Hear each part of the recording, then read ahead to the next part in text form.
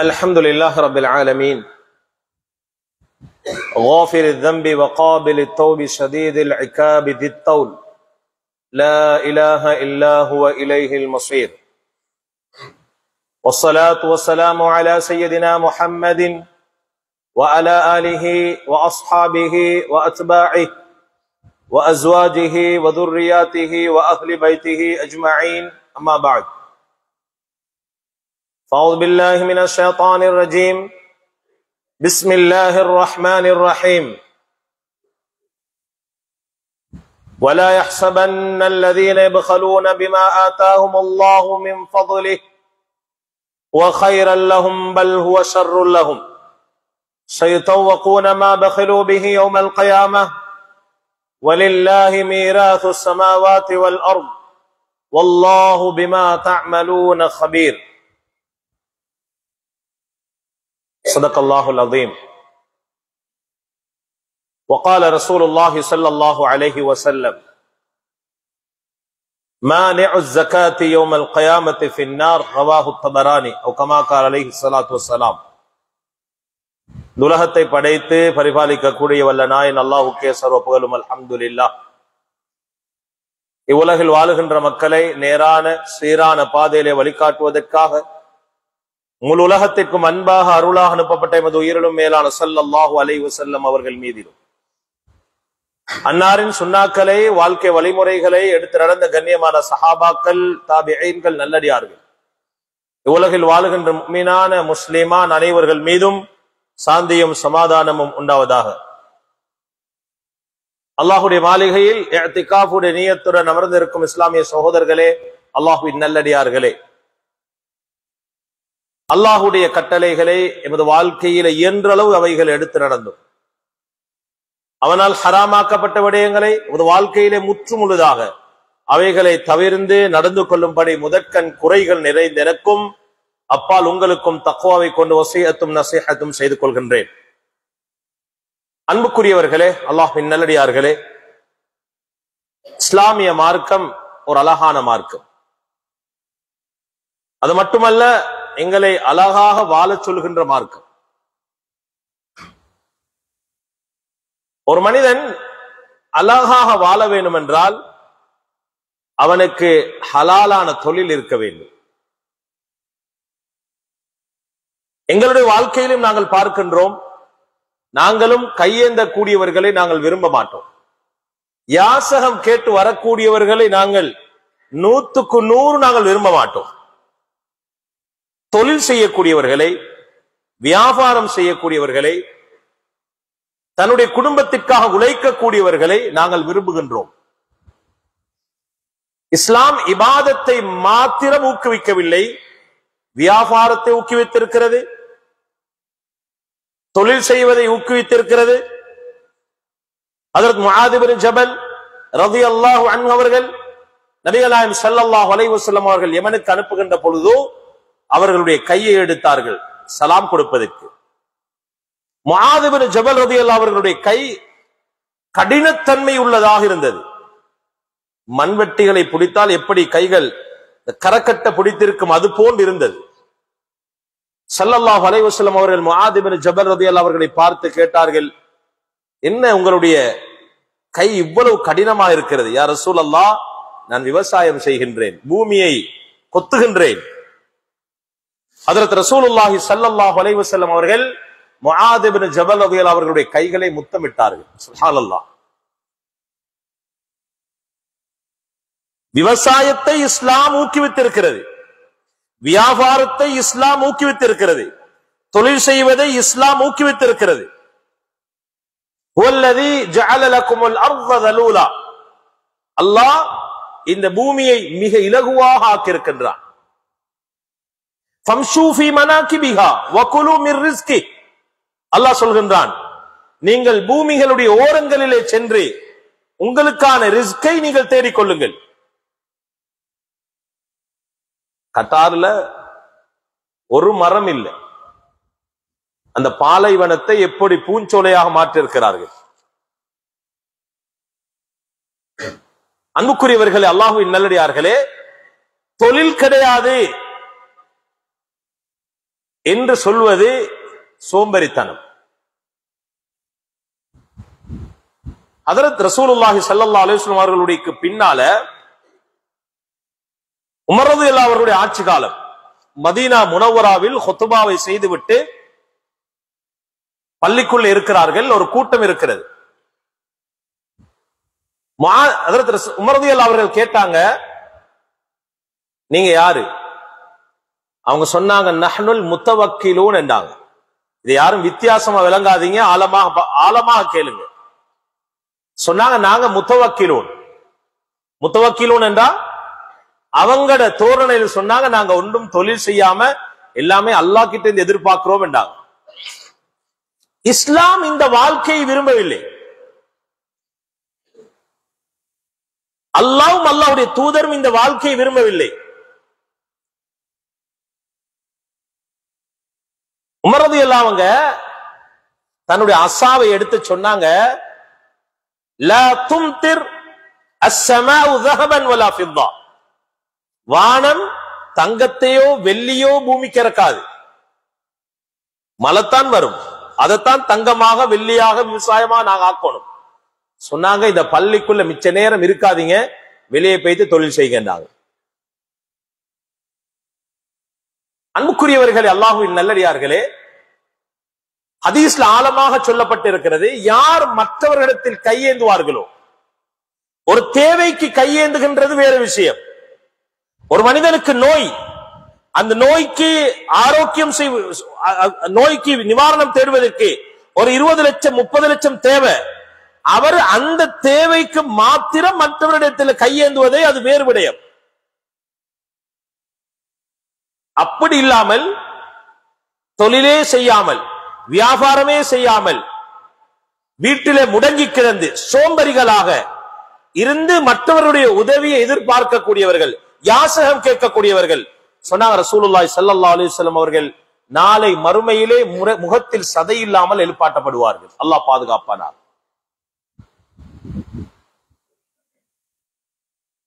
அன்புக்குரியவர்களே, அல்லாஹ்வின் நல்லடியார்களே, அதே போல் தொழிலை இஸ்லாம் ஊக்குவித்திருக்கிறதை போன்று வியாபாரத்தை இஸ்லாம் ஊக்குவித்திருக்கிறது. அல்லாஹ்விடத்துல கேளுங்க, யா அல்லாஹ், யாருக்கிட்டையும் இந்த உலகத்துல கையேந்திடக்கூடாது, கொடுக்கும் கைகளாக என்னை ஆக்கிடுவாயாக. இஸ்லாம் எப்படி சொல்லி தருகிறது என்றால், ஒரு வியாபார விடயத்திலே ஹதரத் ரசூலுல்லாஹி ஸல்லல்லாஹு அலைஹி வஸல்லம் அவர்கள் உர்வத் இப்னு பாரிகி என்று சொல்லக்கூடிய ஒரு சஹாபியை ஒரு ஆட்டை வாங்கும்படி அனுப்பினார்கள். அவர் போனாரு, ஒரு தீனார் எடுத்துக்கொண்டு போய் அவருடைய ஆற்றலின் காரணமாக அவர் பேசி நியாயமான முறையிலே ஆடு வித்துக் கொண்டிருந்தவரிடத்தில் ஒரு தீனாரை கொடுத்து இரண்டு ஆடுகளை வாங்கி கொண்டார். அவர் எப்படியாப்பட்ட சஹாபி என்றா, எங்கட பாஷையில சொல்லுவோமே, முடியெல்லாம் மூளை என்று, அது போல ஒரு திட்டமிட்டு வியாபாரம் செய்யக்கூடியவர், வியாபார தந்திரம் உள்ளவர். ஹதரத் ரசூலுல்லாஹி ஸல்லல்லாஹு அலைஹி வஸல்லம் அவங்க சொன்னாங்க, நீங்க ஒரு ஆட்டை வாங்கி கொண்டு வாங்க, ஒரு தீனாரை கொடுத்தாங்க. அவர் போய் அவருடைய ஆற்றலை பயன்படுத்தி 2 ஆடுகளை வாங்கி கொண்டு வருகின்ற பொழுது இடைநடுவில் ஒருவர் ஆடி தேடி போகிறார். வாங்கிய 2 ஆட்டில் ஒன்றை ஒரு தீனாருக்கு விட்டு விட்டார். நபிகள் நாயகம் ஸல்லல்லாஹு அலைஹி வஸல்லம் அவர்களிடத்தில் வந்து உர்வத்தில் பாரிகி ரலியல்லாஹு அவர்கள் ஒரு தீனாரையும் ஒரு ஆட்டையும் கொடுத்தார்கள். நபிகள் நாயகம் ஸல்லல்லாஹு அலைஹி வஸல்லம் அவங்க கேட்டாங்க, என்ன, நான் ஒரு தீனார் தான் உங்களுக்கு தந்தேன், நீங்க தீனாரையும் தருகிறீர்கள், ஒரு ஆட்டையும் தருகிறீர்கள். நடந்த சம்பவத்தை சொன்னார்கள். நபிகள் நாயகம் ஸல்லல்லாஹு அலைஹி வஸல்லம் அவர்கள் பாரக்கல்லாஹு ஃபீ பைஇஹி, அவருடைய வியாபாரத்துடைய விஷயத்தில் ரசூலுல்லாஹ் துஆ செய்தார்கள். அங்கே நபிகள் நாயகம் ஸல்லல்லாஹு அலைஹி வஸல்லம் அவர்கள், நீங்க உலக மோகம் பிடித்தவர்கள், நான் உங்களுக்கு எதற்கு அனுப்பினேன், நீங்க அதை செய்யவில்லை என்று ரசூலுல்லாஹ் சொல்லவில்லை. ரசூலுல்லாஹி ஸல்லல்லாஹு அலைஹி வஸல்லம் அவர்கள் அந்த வியாபாரம் செய்த சஹாபியை ஊக்குவித்தார்கள். அல்லாஹ் உங்களுடைய வாழ்க்கையிலும் உங்களுடைய வியாபாரத்திலும் பரக்கத் செய்வானாக. முஸ்லிம்ல ரிவாயத் பதிவு செய்யப்பட்டு இருக்கிறது. ஃபகான இஸ்தரா துராபன் லரபிஹ, அவர் மண் எடுத்து வித்தாலும் அதிலே லாபம் தேடுவாராம். அந்த அளவுக்கு நபி அவர்களுடைய துஆவின் மூலமா பெரும் ஒரு வியாபாரியாக மாற்றிவிட்டார். அன்புக்குரியவர்களே, அல்லாஹ்வின் நல்லடியார்களே, நாங்க கூலி தொழில் செய்தாலும் சரி, எந்த ஒரு தொழிலும் இந்த உலகத்தில் கேவலம் கிடையாது. விவசாயம் செய்கிறார், அதுவும் ஒரு பரக்கத் பொருந்திய ஒரு தொழில் தான். ஒருவர் பால் விற்கிறார், ஆடை விற்கிறார், முடிவெட்டுகிறார், எதுவாக இருந்தாலும், குப்பை அள்ளுவதாக இருந்தாலும், அது ஹலாலாக இருந்தால் அதுவும் பரக்கத் பொருந்தியதுதான். அதாவது ஆதம் அலைஹிஸ்ஸலாம் அவர்கள் விவசாயம் செய்திருக்கிறார்கள். அதில் நூஹ் அலைஹிஸ்ஸலாம் அவர்கள் தச்சு வேலை செய்திருக்கிறார்கள். இத்ரீஸ் அலைஹிஸ்ஸலாம் அவர்கள் ஆடை தொழில் செய்திருக்கிறார்கள். அதில் ஷுஐப் அலைஹிஸ்ஸலாம் அவர்கள் பால் வித்திருக்கிறார்கள். ஹஜ்ரத் முஹம்மது ஸல்லல்லாஹு அலைஹி வஸல்லம் அவர்கள் ஆரம்ப காலங்களிலே ஆடுகளை மேய்த்திருக்கிறார்கள். பின்னால் ஒரு வியாபாரியாக மாறி இருக்கிறார்கள். அது அபூபக்கர் சித்திக் ரலியல்லாஹு அவர்கள் ஆடை தொழில் வியாபாரம் செய்திருக்கிறார்கள். ஹஜ்ரத் உமர் ரலியல்லாஹு அவர்கள் பாலை கட்டியாக்கி, இப்பொழுது நாங்கள் சீஸ் என்று சொல்லுவோமே, அதை வித்திருக்கின்றார்கள். ஹஜ்ரத் உஸ்மான் ரலியல்லாஹு அவர்கள் எக்ஸ்போர்ட் இம்போர்ட் வியாபாரம் செய்திருக்கிறார்கள். ஹஜ்ரத் ஜுபைர் ரலியல்லாஹு அவர்கள் மாட்டுடைய தோள்களை பதனிட்டு விட்டு இருக்கிறார்கள். எந்த தொழிலும் கேவலம் கிடையாது சகோதரர்களே. தொழில் செய்யாமல் சோம்பரிகளா இருக்கின்றவர்கள் தான் கேவலத்துக்குரியவர்கள். இந்த சமூகம் இப்ப எப்படி மாறிக்கண்டா, கல்யாணம் கிட்ட வரக்கொள்ளத்தான் தொழில் தேடுது. பெண் வீட்டுல என்ன தொழில் கேட்டா சொல்லணுமே, அதற்காக வேண்டி தொழில் தேடுகிறார்கள், வாழ்வதற்காக வேண்டி அல்ல. ஒரு வாப்பா படித்துக் கொடுக்க வேண்டும். 18 வயசு பிந்தினால் அவருடைய மேல் படிப்பை அவர் படிக்காமல் வீட்டிலே இருக்கிறார் என்றால் அவர் ஏதாவது தொழில் செய்ய வேண்டும். மன்னித்துக் கொள்ளுங்கள், இன்று நிறைய வாலிபர்கள் சோம்பரிகளாக மாறிவிட்டார்கள். சோம்பரிகளாக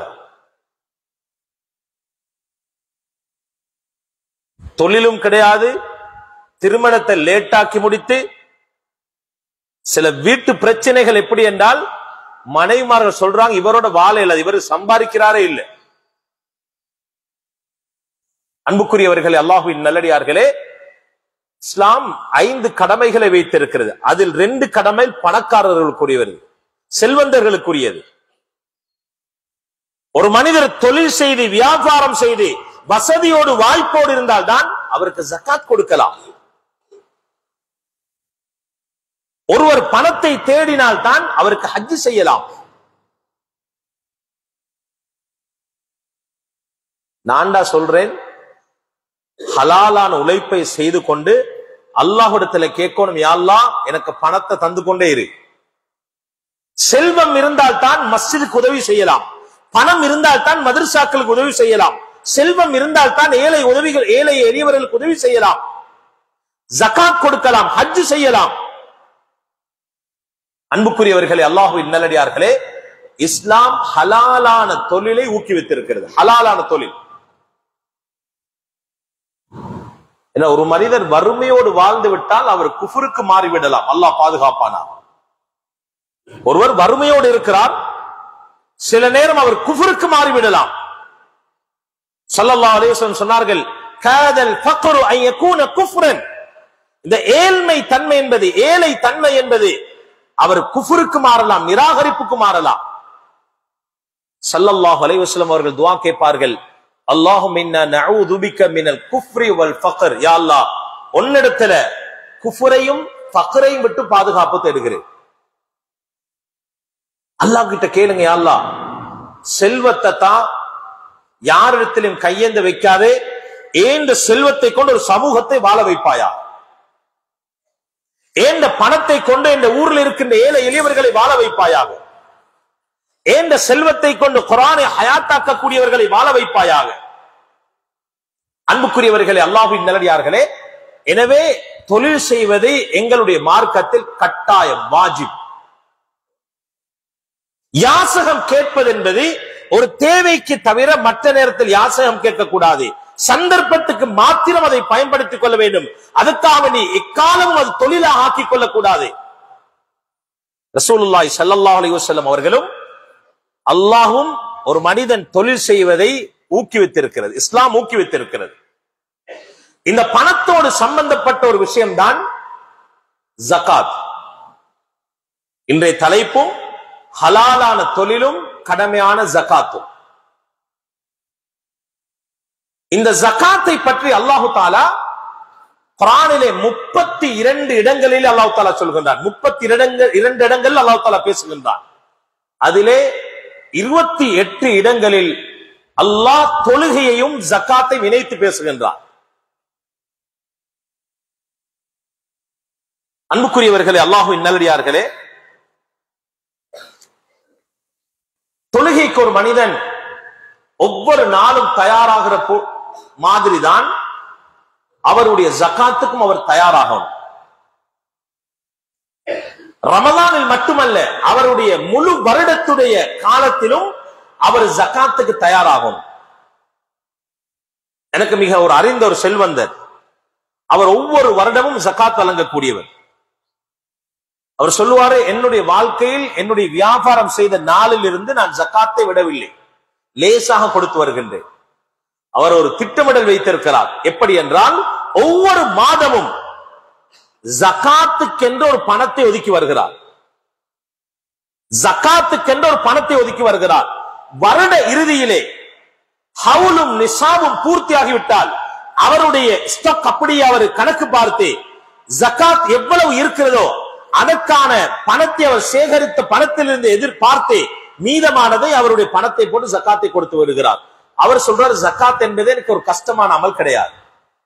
அவர் சொல்றாரு, ஜகாத் என்பது தொழுகை மாதிரி ஒவ்வொரு நாளும் ஒவ்வொரு மாதமும் தயாராகும்.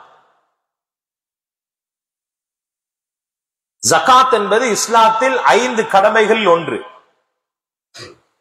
யார் இந்த ஜகாத்தை நிறைவேற்றவில்லையோ, ஸல்லல்லாஹு அலைஹி வஸல்லம் சொன்னார்கள், மானிஉஸ் ஸகாத்தி யௌமல் கியாமத்தி ஃபின்னார், நாளை மறுமையிலே ஜகாத்தை கொடுக்காமல் தடுக்கக்கூடியவர்கள், அதை கஞ்சத்தனம் வைத்துக் கொண்டிருக்கின்றவர்கள் மறுமையிலே நரகத்தில் இருப்பார்கள் என்று அல்லாஹ் தஆலா ரசூலுல்லாஹி ஸல்லல்லாஹு அலைஹி வஸல்லம் அவர்கள் சொன்னார்கள். அல்லாஹ் பாதுகாப்பானார்.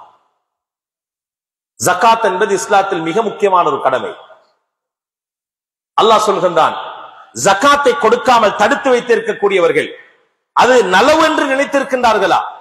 வலா யஹ்ஸபன்னல்லதீன யப்கலூன பிமா ஆதாஹுமுல்லாஹு மின் ஃபضலிஹி, அல்லாஹ்வுடைய ஃபضலை கொண்டு, அல்லாஹ் அவர்களுக்கு வழங்கி வைத்தவைகளை கொண்டு அவர்கள் கஞ்சத்தனம் வைத்துக் கொண்டிருக்கிறார்களே, ஜகாத்துடைய கணக்கு பார்த்து ஹவுலும் விசாபும் அவர்களுக்கு பூர்த்தியாகி, அந்த பெருமானமும் வருடமும் பூர்த்தியாகி, அந்த ஜகாத்தை கொடுக்காமல் கஞ்சத்தனம் பண்ணி கொண்டிருக்கின்றவர்கள் அவர்கள் அது சிறந்தது என்று நினைக்கிறார்களா? பல்ஹுவ ஷர்ருல் லஹும், அது அவர்களுக்கு கெடுதிதான். ஒன்று மறுமை நாளிலே அவர்களுக்கு கெடுதியா அமையும், மற்றது இந்த உலகத்திலே அல்லாஹ் அவர்களுக்கு கெடுதியானதாக அல்லாஹ் தஆலா ஆக்கி விடுவான்.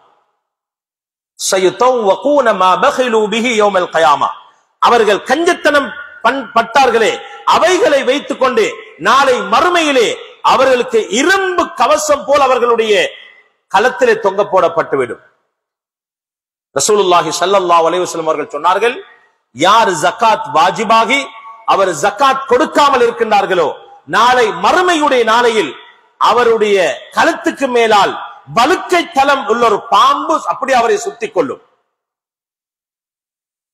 அந்த வலுக்கை தலையுடைய பாம்புக்குடைய தலைக்கு மேலால் நஞ்சூட்டப்பட்ட 2 நுக்தாக்கள் இருக்கும், 2 அடையாளங்கள் இருக்கும். ஸல்லல்லாஹு அலைஹி வஸல்லம் அவர்கள் சொன்னார்கள், அந்த 2 அடையாளங்களையும் வைத்து இந்த ஜகாத்தை கொடுக்காமல் தடுத்து கொண்டவரை அவருடைய களத்தை அப்படியே நெருக்கிக் கொள்ளும். நெருக்கிக் கொண்டு அந்த பணமும் அந்த அவருடைய பொக்கிஷமும் இந்த உலகத்தில் அவர் கொடுக்காமல் தடுத்து வைத்துக் கொண்டார்களே அவைகள் அந்த கியாமத்து நாளிலே பேசும். எப்படி சொல்லும்? அன மாலுக் வ அன கன்சுக், நான் தான் உன்னுடைய பணம், நான் தான் உன்னுடைய பொக்கிஷம். நீ ஜகாத்தை கணக்கு பார்க்காமல் நீ கொடுக்காமல் இருந்தாய், ஜகாத்தை நிறைவேற்றாமல் இருந்தால், நீ இந்த உலகத்தில் ஜகாத்தை நிறைவேற்றாததன் காரணமாக இப்பொழுது வேதனை அனுபவித்துக் கொண்டிருக்கிறாய் என்று நாங்கள் எதை தடுத்து வைத்துக் கொண்டிருக்கிறோமோ ஜகாத்தை கொடுக்காமல், அது மாலை மறுமையிலே பேசும் என்று ரசூலுல்லாஹி ஸல்லல்லாஹு அலைஹி வஸல்லம் அவர்கள் சொன்னார்கள். அன்புக்குரியவர்களே, அல்லாஹ்வின் நல்லடியார்களே, எங்களுடைய சமூகம் ஜகாத்தை நிறைவேற்றுகிறார்களா? முதல் கேள்வி, எங்களுடைய சமூகம் ஜகாத்தை நிறைவேற்றுகிறார்களா? ஏதோ ஒரு வகையில் அல்லாஹ்வை பயந்தவர்கள் ஒரு 165% ஜகாத்தை நிறைவேற்றுகிறார்கள். இரண்டாவது, அந்த ஜகாத்தை முறையாக நிறைவேற்றுகிறார்களா? அந்த ஜகாத் முறையாக சமூகத்துக்கு போய் சேருகிறதா என்று கேள்வி கேட்டால் 135% தான் அந்த ஜகாத் முறையாக போய் சேருகிறது. ஜகாத்துடைய நோக்கம் என்ன? ஜகாத்துடைய நோக்கம், இந்த வருடம் ஜகாத் எடுத்தவர் அடுத்த வருடம் அந்த ஜகாத்தை எதிர்பார்க்க கூடாது. ஆனால் எங்களுடைய செல்வந்தர்கள் என்ன செய்கிறார்கள்? ஜகாத்தை கணக்கு பார்க்கிறார்கள், ஜகாத்தை கொடுக்கிறார்கள், ஆனால் அதை முறையாக கொடுக்கிறார்கள் இல்லை. இந்த வருடம் 10,000, 20,000, 50,000 பெற்றவர்கள் அடுத்த வருடம் அதை எதிர்பார்க்கிறார்கள். இது ஜகாத்துடைய நோக்கம் கிடையாது. அந்த ஜகாத் முறையாக நிறைவேற்றப்பட வேண்டும் என்றால் அதற்கு என்ன செய்ய வேண்டும்? நாங்கள் விரும்பியோ விரும்பாமலையோ அதற்கான தீர்வு ஜகாத் கூட்டாக கொடுக்கப்பட வேண்டும். ஜகாத் ஒரு நிறுவனமாக ஆக்கப்பட்டு ஒரு ஊரிலே சேகரிக்கப்பட்டு அது முறையாக கொடுக்கப்பட வேண்டும். இதை நான் சொல்லவில்லை. ரசூலுல்லாஹி ஸல்லல்லாஹு அலைஹி வஸல்லம் அவருடைய காலத்திலும் ஜகாத் கூட்டாகத்தான் சேர்த்து கொடுக்கப்பட்டிருக்கிறது. முஸ்லிம்கள் ஒரு ரிவாயத் வருகிறது. ஹாரிஸ் திராருல் ஹிஸாஇ ரலியல்லாஹு அவர்கள் இஸ்லாத்தை ஏற்றுக்கொள்கிறார்கள். ரசூலுல்லாஹி ஸல்லல்லாஹு அலைஹி வஸல்லம் அவர்களிடத்தில் சொல்கிறார்கள், யா ரசூலல்லாஹ், எங்களுடைய ஊரிலும் பலர் ஜகாத்தை கொடுக்க இருக்கிறார்கள், ஜகாத் வழங்கக்கூடிய செல்வந்தர்கள் இருக்கிறார்கள். யா ரசூலல்லாஹ், எங்களுடைய ஊருக்கு நீங்கள் ஜகாத்தை சேகரிக்கக்கூடிய ஒருவரை நீங்கள் அனுப்பி வையுங்கள் என்று சொல்லிவிட்டு அவர் நபி அவர்களை விட்டும் பிரிந்து சென்று விட்டார்கள். நபிகள் நாயகம் ஸல்லல்லாஹு அலைஹி வஸல்லம் அவர்களுக்கு இந்த ஹாரிஸ் ரலியல்லாஹு அவர்கள் சொன்ன விஷயம் உடனடியாக நிறைவேற்றுவதற்கு ஒரு சந்தர்ப்பம் கிடைக்கவில்லை. ஊருக்கு போன ஹாரிஸ் ரலியல்லாஹு அவர்கள் கொஞ்சம் காலம் பார்க்கிறார்கள். நபிகள் நாயகம் ஸல்லல்லாஹு அலைஹி வஸல்லம் அவர்கள் யாரையும் அனுப்பாததன் காரணமாக அவர்களே முன் வந்து அந்த ஊரிலே ஜகாத்தை சேகரிக்கிறார்கள். சேகரித்து அவர் முடிவு செய்கிறார், எங்களுடைய ஊரில் இருக்கின்ற சிலர்களை அழைத்துக் கொண்டு இந்த ஜகாத்தை நபிகள் நாயகம் ஸல்லல்லாஹு அலைஹி வஸல்லம் அவர்களிடத்தில் கொடுத்து விடலாம் என்று எண்ணுகிறார்கள். அப்பொழுது நபிகள் நாயகம் ஸல்லல்லாஹு அலைஹி வஸல்லம் அவர்கள் வலீத் பின் உக்பா என்று சொல்லக்கூடிய ஒரு நபி தோழரை நபிகள் நாயகம் ஸல்லல்லாஹு அலைஹி வஸல்லம் அவர்கள் ஹாரிஸ் அவர்களுடைய ஊருக்கு அனுப்பி வைக்கிறார்கள். தாமதமாக அனுப்பி வைக்கிறார்கள். இந்த வலீத் பின் உக்பா என்று சொல்லக்கூடிய இந்த தோழர் வெகு தூரம் சென்று விட்டு அந்த ஊரை அடையாமல் திரும்பி வந்து ரசூலுல்லாஹி ஸல்லல்லாஹு அலைஹி வஸல்லம் அவர்களிடத்தில் ஒரு பொய்யான காரணத்தை முன்வைக்கிறார். என்ன சொல்கிறார்? யா ரசூலல்லாஹ், இன்னல் ஹாரிஸ மனஅனி அஸ்-ஸகாத வ அராத கத்லி. ஹாரிஸ் அவர்கள் எனக்கு ஜகாத்தை தருவதற்கு மறுத்தார்கள். அது மட்டுமல்ல, நீங்கள் என்னை தூதுவராக அனுப்பியிருக்கிறீர்கள், என்னை கொலை செய்வதற்கும் அவர் நாடினார். ரசூலுல்லாஹி ஸல்லல்லாஹு அலைஹி வஸல்லம் அவர்களுக்கு கொஞ்சம் கோபம் ஏற்பட்டு விட்டது. ஒன்று ஜகாத்தை மறுத்திருக்கிறார், இன்னொருவர் நான் அனுப்பிய தூதரை கொலை செய்வதற்கு திட்டமிட்டார். நபிகள் நாயகம் ஸல்லல்லாஹு அலைஹி வஸல்லம் அவர்கள் உடனே ஜகாத்தை மறுத்த அந்த கூட்டத்துடன் போர் செய்வதற்கு ஒரு படையை தயார் செய்து ஹாரிஸ் அவர்களுடைய ஊருக்கு அனுப்பி வைத்தார்கள். இந்த படை அந்த ஊருக்கு போகிறது. ஹாரிஸ் ரலியல்லாஹு அவர்கள் சில சஹாபாக்களோடு சில தோழர்களோடு ஜகாத்துடைய பணத்தை எடுத்துக்கொண்டு ரசூலுல்லாஹி ஸல்லல்லாஹு அலைஹி வஸல்லம் அவர்களை வந்து சந்திக்கிறார்கள். நபி அவர்கள் ஆச்சரியம் அடைந்தார்கள். சொன்னார்கள், வலீத் பின் உக்பா என்ற ஒருவரை நான் உங்களுடைய ஊருக்கு அனுப்பினேன், நீங்கள் அவரை கொலை செய்ய பார்த்தீர்களாம், ஜகாத்தை மறுத்தீர்களாம், இப்பொழுது என்ன ஜகாத்துடைய பணத்தை எடுத்துக்கொண்டு வந்திருக்கிறீர்கள்? சொன்னார்கள், யா ரசூலல்லாஹ், அப்படி ஒரு தோழர் எங்களுடைய ஊருக்கே வரவில்லை. இப்பொழுது அல்லாஹ் தஆலா குர்ஆனுடைய ஆயத்தை இறக்குறான். யா அய்யுஹல்லதீன ஆமனூ இன் ஜாஅக்கும் ஃபாஸிகும் பினபஇன். ஒரு கெட்ட மனிதர் உங்களிடத்தில் ஒரு செய்தி கொண்டு வந்தால் அதை நீங்கள் துருவி ஆராயுங்கள் என்ற ஆயத்து அந்த விஷயத்திலே தான் இறங்கியது.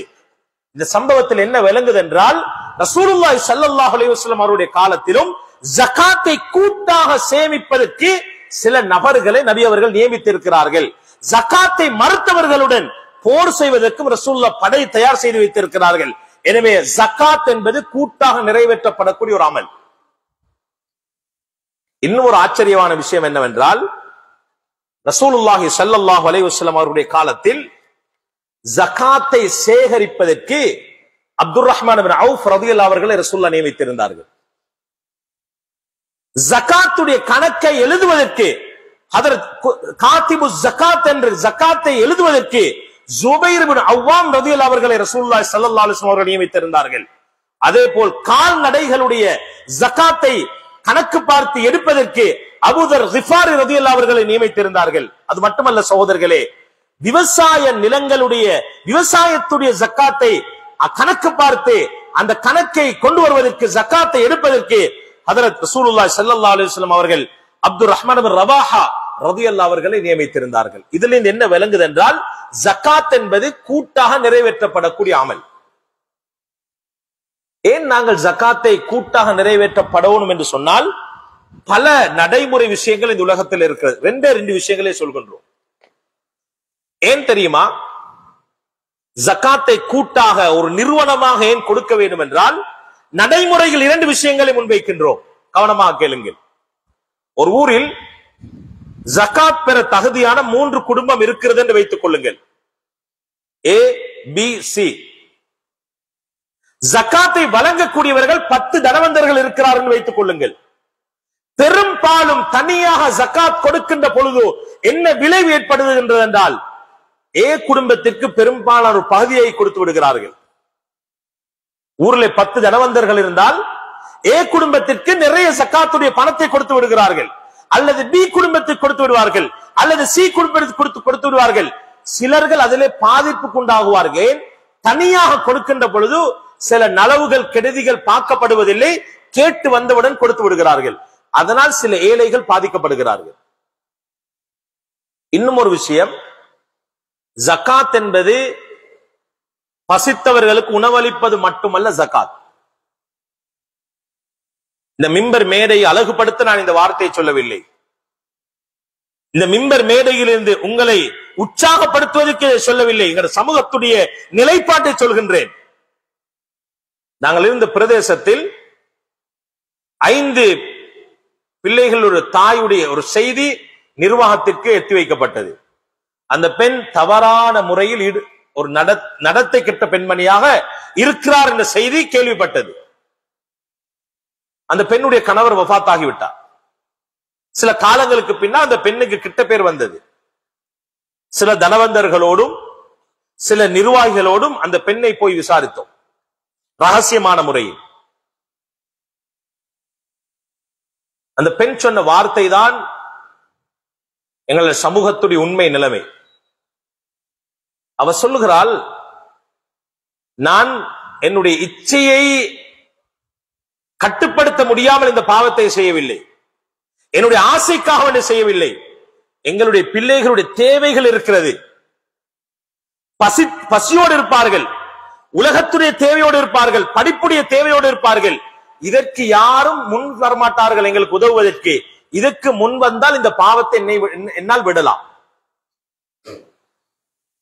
இந்த ஜகாத் என்பது நிறுவனமாக ஆக்கப்பட்டால் வட்டியை தடுக்கலாம், பாவத்தில் இந்த மனிதர்களை பாதுகாக்கலாம்.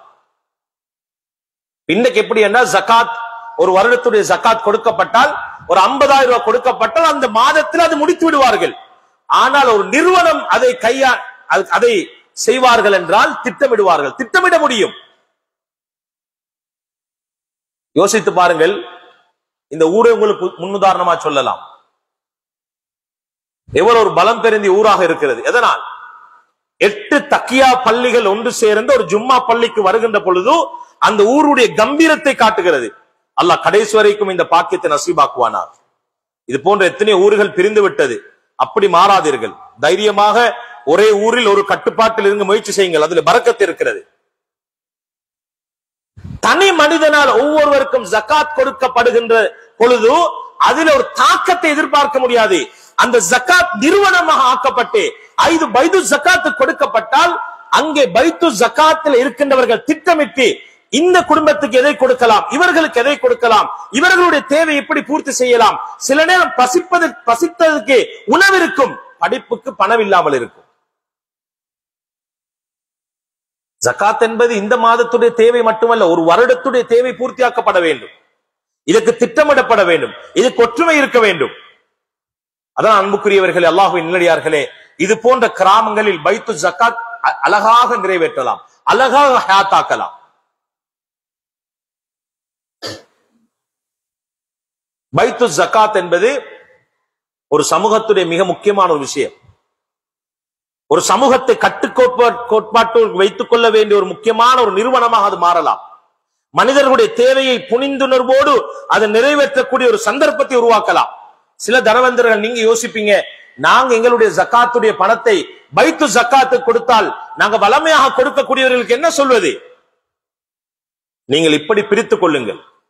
நீங்கள் ஒரு வருடத்தில் ஒரு 2 லட்சம் ஜகாத் கொடுக்கிறீர்கள் உதாரணத்துக்கு, அதிலே 1 லட்சத்தை நீங்கள் வளமையாக கொடுக்கக்கூடியவர்களுக்கு கொடுத்துவிட்டு மற்றொரு லட்சத்தை ஒரு பைத்து ஜகாத்துக்கு நீங்கள் ஊரில் இருக்கின்ற அந்த நிறுவனத்துக்கு கொடுங்கள். ஊருடைய கஷ்டங்களும் போய்விடும், குடும்பத்துடைய கஷ்டங்களும் போய்விடும். எனவே அன்புக்குரியவர்களே, அல்லாஹ்வின் நல்லடியார்களே, ஜகாத் என்பது இஸ்லாத்தில் மிக முக்கியமான ஒரு கடமை. அது தனி நபரின் மூலமாக நிறைவேற்றுவதை விட அது கூட்டு ஜகாத்தாக ஆக்கப்பட்டு அந்த ஜகாத் நிறுவனம் திட்டமிட்டு யாருக்கு எப்படி எந்த சந்தர்ப்பத்தில் உதவி செய்யலாம் என்ற முறைகளை அவர்கள் கையாண்டால் ஊரில் இருக்கின்ற பாவங்கள் இல்லாமலாக்கலாம், ஊரில் இருக்கின்ற தேவையுள்ளவர்களுடைய தேவைகளை பூர்த்தியாக்கலாம். எனவே ஜகாத்தை நிறைவேற்றி ஒற்றுமையை வெளிப்படுத்தக்கூடிய நல்ல மக்களாக நம் அனைவரையும் அல்லாஹ் ஆக்கியருள்வானாக. யா அல்லாஹ், ஜகாத் கொடுக்கக்கூடியவர்கள் எங்களை ஆக்கியருள்வாயாக.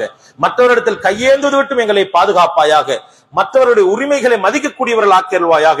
தைரியமாக சோம்பரிகளாக இல்லாமல் தொழில் செய்யக்கூடியவர்கள் ஆக்கியருள்வாயாக. எங்களுடைய தொழிலை ஹலாலானது ஆக்கியருள்வாயாக. மற்றவரிடத்தில் கையேந்துவதற்கும் எங்களை பாதுகாப்பாயாக. யா அல்லாஹ், எங்களுடைய சகலவிதமான பாவங்களை மன்னிப்பாயாக. நிம்மதியான சந்தோஷமான வாழ்க்கையை நசீபாக்குவாயாக. ஊரில் ஒற்றுமை ஏற்படுத்திடுவாயாக. விட்டுக் கொடுக்கின்ற மனப்பான்மை தந்தருவாயாக. நல்லவர்களாக வாழ்ந்துவிட்டு மௌத்தாவது தௌஃபீக் செய்வாயாக. நாங்கள் மௌத்தாகினால் எங்களுடைய ஜனாசாக்களை முன்வைத்து நல்ல விஷயங்கள், அழகான விஷயங்களை கூறக்கூடிய அளவுக்கு வாழ்ந்துவிட்டு மரணிப்பதற்கு உதவி புரிவாயாக. சகலமான துன்பங்கள், கஷ்டங்கள், பிரச்சனைகள் விட்டு எங்களை பாதுகாப்பாயாக. கடன் தொல்லை விட்டும் பாதுகாப்பாயாக. இறுதி முடிவை அழகாக்கிடுவாயாக. நல்லவர்களா வாழ்ந்து சாலிகானவர்களா ஆகி முத்தகின்களுக்கு தலைவர்களாக வாழ்ந்துவிட்டு மரணிப்பதற்கு அனைவருக்கும் தௌஃபீக் செய்வாயாக. வ ஆகிரு தஅவானா அல்ஹம்துலில்லாஹி ரப்பில் ஆலமீன். அல்ஹம்துலில்லாஹி ரப்பில் ஆலமீன். நஹ்மதுஹு வ ஹுவல் முஸ்தஹிக்கு லில் ஹம்தி வத் ஸனா. நஸ்தஈனு பிஹி ஃபிஸ் ஸர்ராஇ வத் ضرّா ونستغفره ونستهديه لما يقربنا إليه ونؤمن به ونتوكل عليه في جميع حالاتنا ونصلي ونسلم على أفضل مبعوث